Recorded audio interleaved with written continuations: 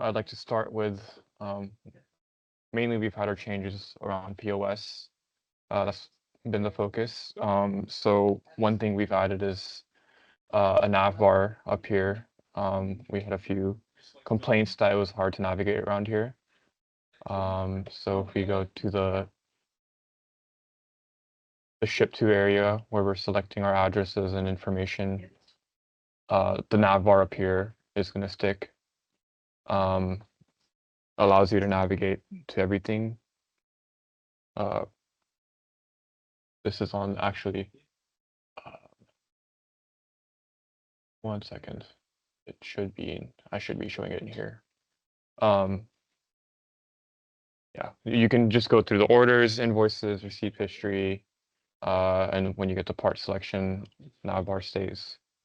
The big difference there was that nav bar was not present if you were on the order header page. You had to progress to the order parts, like the part selection page, right? Which was fine for people using the default configuration where part selection happens first. But for the customers whose implementation has the header information coming first, they had scenarios where they needed to be able to get to selecting an order on file or an invoice on file, and they couldn't get there immediately from the header stage of things. So that was the change here, was to bring that forward and just clean up some of the consistency of navigation. Yeah, that, and moving forward from that, we have had some changes with the cart as well. Specifically around the custom fields, which some of our customers are using. So if we navigate here, this is an example of how when we add a couple custom fields to the cart, how it would look. If you select on a row, it auto expands. This is something else that we worked on. And I do have an example with if the custom fields are greater than 2. So if it is that, this is an example where there's 2, I think almost 8 in here. We pretty much threw in all the fields into where the notes area is. And that's pretty much it. I think it just froze right now, but we also cleaned up the word wrap right here in the part number column. Just a couple little minor tweaks here and there. Yeah.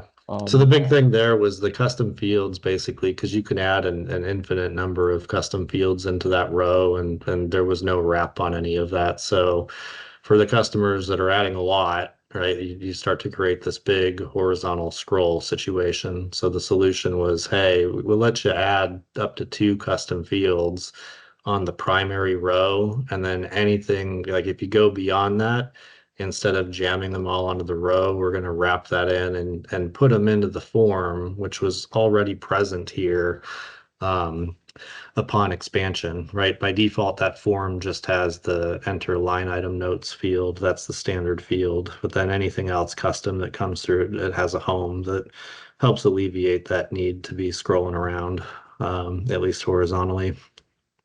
I will be demoing the invoice refunds functionality that's available with some backend integration teams right now, and potentially available for use for anybody to implement.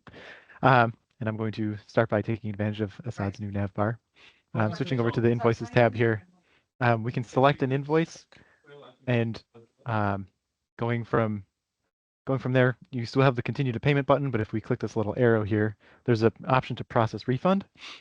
And that'll bring us up the same cart view that we've seen previously, allowing us to select essentially what parts we want to refund from this invoice, this order.